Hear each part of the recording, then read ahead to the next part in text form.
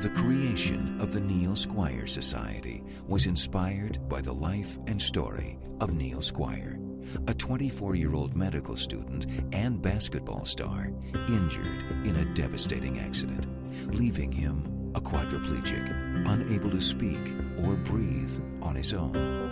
Over 20 years later, the Neil Squire Society continues to use technology, knowledge, and passion to empower people with physical disabilities.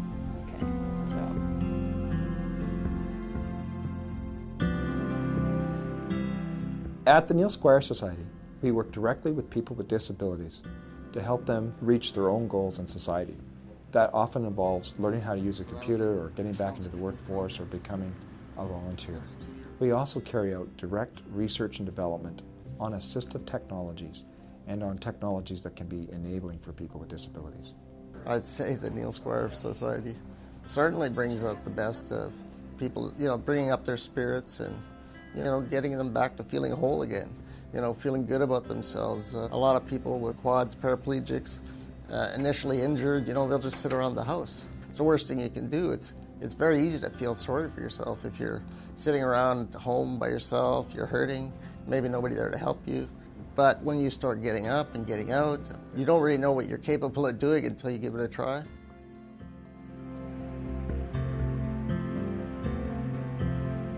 When we take a look at assistive technology, we're taking a look at how someone is going to use a computer. So it's how does a computer make a difference in a person's life?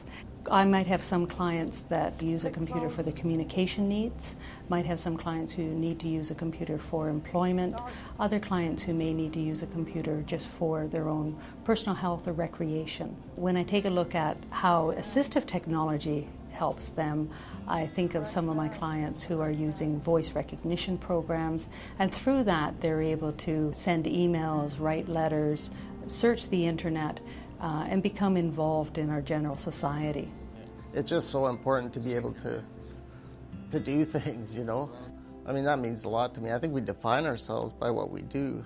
If you're able to work, what it does for your self-confidence, or even just completing objectives, and goals, like even if they're small ones, and the computers have definitely, leveled the playing field. You can compete with able-bodied people for, good positions like management type jobs. And one of the things that happens with the computer is it actually removes the person's disability. They could be working at home, doing something online, and nobody has any idea that they have a disability. All of a sudden they're as able-bodied as everybody else.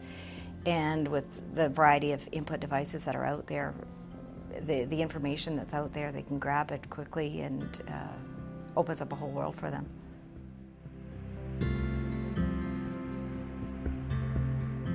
I think the work being done at the Neil Squire Society is so important for people with disabilities, so important for acknowledging that they need assistance getting back into the mainstream. These people have been marginalized, and it gives them back their sense of who they are, their self-respect, their ability to earn a living. I mean, all those really important things that we take for granted.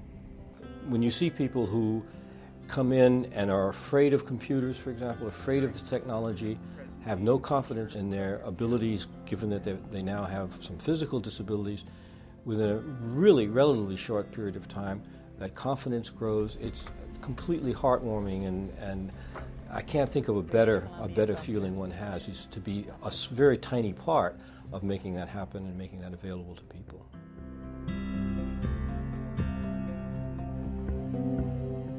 One of the real challenges that we have at the Neil Squire Society is actually finding work. And that's where we really need employers to step up to the plate. What I like to say to employers is that we'll work with you. It's not scary. You just need a little bit of support and understanding. We can provide that. We can make sure that you understand what a given individual needs to be supported well. And the benefit to them is that when they hire a person with a disability, I can guarantee you, you've got a very motivated person that's going to be a very dedicated and hardworking employee. The advice I would give employers is, rather than focusing on taking a risk when hiring a disabled person, make an investment. Change the phrase, take a risk, to make an investment, because if you make an investment in your people, you're going to be further ahead of the game, and that includes disabled people as well. I think the Neil Squire Society actually represents an untapped labor force. Highly skilled people who've been taken out of the mainstream because of their own misfortunes and are now equipped because of what the foundation work does to go back into that workforce. And I think it would be foolish, actually, of corporations such as Carroll T not to consider that skilled base of people when they are trying to hire people, because the skill base is shrinking in this community right now.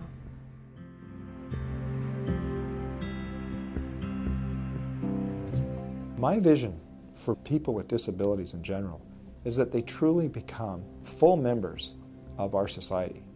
And that means they're truly valued for who they are and that they have all the opportunities that anybody else would have. I also see us playing a very important role in ensuring that new emerging technologies, wireless technologies, cell phone technologies, information and communication technologies in general, as that technology emerges, that it does so in a format that's accessible to people with disabilities. And so that technology can become empowering technology rather than technology that actually further marginalizes people with disabilities. The Neil Squire Society is working to create an environment where every person with a physical disability can make the most of their abilities and make a valuable contribution to our society.